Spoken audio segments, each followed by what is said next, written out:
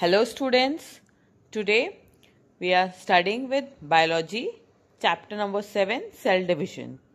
We have already started with this chapter in our last lectures. Till now what all we have studied? We have studied about the process of mitosis, we have studied cell cycle, and we have also started with the process of meiosis. The introduction part of the meiosis was done in our last lecture. So let us continue with this chapter. What is meiosis? As I have already discussed in detail, but let me revise with the definition of this meiosis. The form of cell division by which gametes with half the number of chromosomes are produced is known as meiosis. The process by which the cell division by which the gametes with half the number of chromosomes are produced is known as meiosis. We have studied about meiosis in detail in our last lecture, introduction part. There are some phases of meiosis. Let us see the phases of meiosis. Meiosis 1, it is also known as reductional division. And it produces diploid mother cell to produce two haploid cells. It consists of following phases, that is prophase 1, metaphase 1, anaphase 1 and telophase 1. Prophase 1 is divided into 5 substages, that is leptotene, zygotene, pachytene, diplotene and diakinesis. So when I say prophase 1, there are 5 substages. So today we are going to study about all these 5 substages in detail. Then in our next lecture we will be studying metaphase 1, anaphase 1 and telophase 1. And after that, cytokinesis 1. So let us start with prophase 1 today. Prophase 1 is the longest and the most complex phase. Prophase 1 is the longest and most complex phase. You can say 90%. Chromosomes are condensed in this phase. Synapsis occurs. That is, homologous chromosomes come together to form tetrad. Tetrad is 2 chromosome or 4 chromatid sister and non-sister chromatid structure. What is tetrad? It consists of 4 chromatids, that is sister and non-sister chromatids, and it is having 2 chromosomes. So this prophase 1 has longer duration, and the significant features which are peculiar to meiosis occurs in this phase. This phase can be divided into 5 substages, that is leptotene, zygotene, pachytene, diplotene and diakinesis.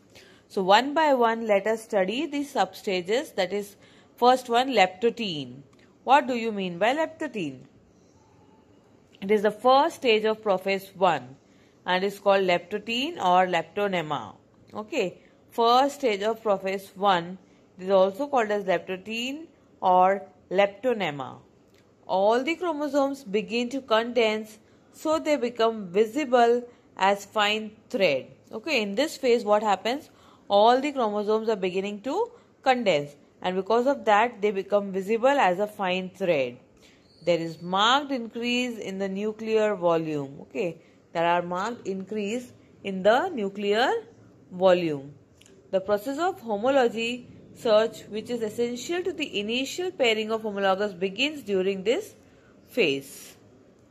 So the synaptonymal complex is formed during this zygotene stage. At the completion of zygotene, the paired homologs take the form of bivalents, and the number of bivalents in each species is equal to the haploid number. So I repeat this protein stage. In this what is happening? The volume of nucleus increases. The chromosome becomes distinct, long, thread-like and coiled. They take up a specific orientation. Called the bouquet stage. The specific orientation is called as the bouquet stage inside the nucleus. This is the characteristic. This is characterized with the ends of chromosomes converge towards that site. So of the nucleus, where the centrosome lies, The centriole divides into two and migrate to opposite poles. So this is all about the leptotene stage. Let us move forward with zygotene stage. This is the second stage, the synaptonomial. Okay, the synaptonomial complex is formed during the zygotene stage. At the completion of zygotene, the paired homologue takes the form of bivalence. Okay, the paired homologue is taking the stage of bivalence. And the number of bivalents in each species is equal to the haploid number. So, the zygotene stage, also known as zygonemma, this stage begins with the initiation of pairing between homologous chromosomes and it ends with the complete pairing.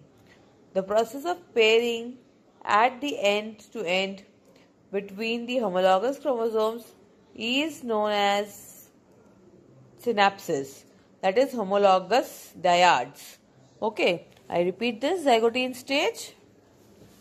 The synaptonomial complex is formed during this zygotene stage, and at the completion of zygotene, the paired homologue takes the form of bivalence. The number of bivalents in each species is equal to the haploid numbers. Okay, so what is zygotene? It is an intimate pairing of non-sister chromatids of homologous chromosomes. Takes place by formation of synaptonomial complex. This pairing is called synapsis. Each pair consists of a maternal chromosome and a paternal chromosome. Chromosomal pairs are called bivalents. Okay, chromosomal pairs are called bivalents or tetrads. Next stage is Pachytene stage. What do you mean by Pachytene? The Pachytene stage, also known as Pachynemma. Okay, Pachytene stage is also known as Pachynemma. The process of synapsis is complete in this process. That is, in this stage, that is Pachynemma stage. The two haploid homologous of each bivalent appears to be attached with each other, and one or more points their attachments are known as chiasmata. Wherever there will be the attachment of the chromosome, the point over there will be known as chiasmata. Crossing over is a precious break-in, swapping and reunion between two non-sister chromatids. Okay, crossovers make a easy and a new gene combination, and which are an important source of genetic variations in population. I repeat this zygotene stage. Listen carefully. Each individual chromosome begins to split longitudinally in two similar chromatids. At this stage, tetrads become trinuclear in appearance because of presence of four visible chromatids. The homologous chromosomes of each pair begin to separate from each other.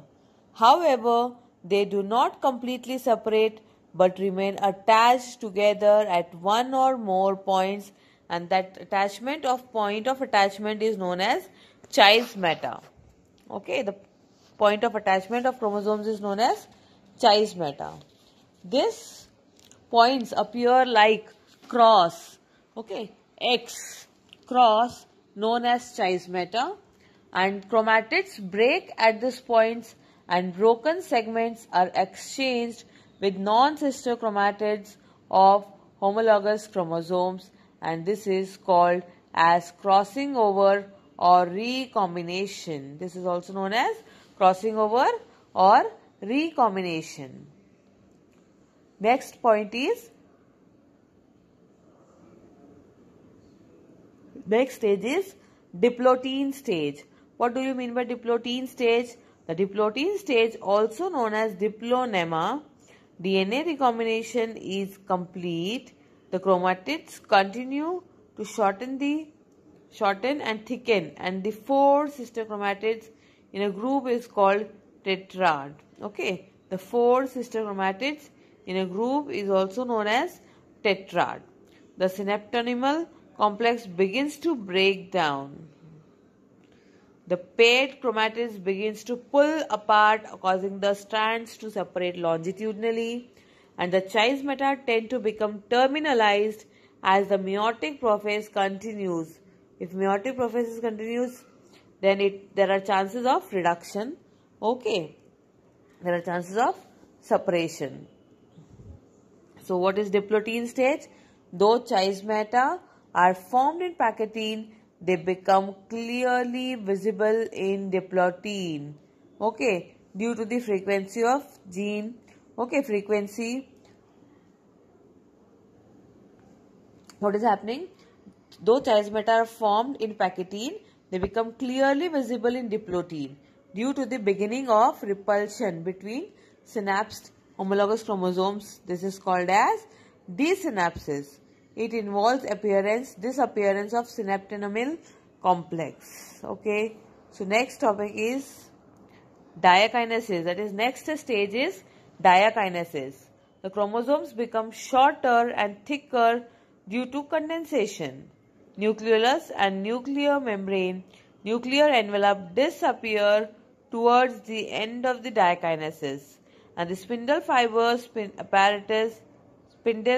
apparatus becomes organized during this stage.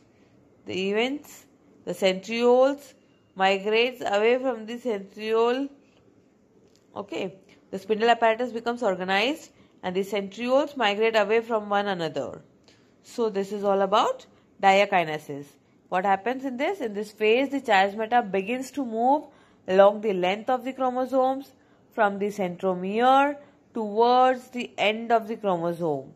Okay, the displacement of chiasmata is termed as terminalization, and the terminated chromosomes exist till the metaphase stage.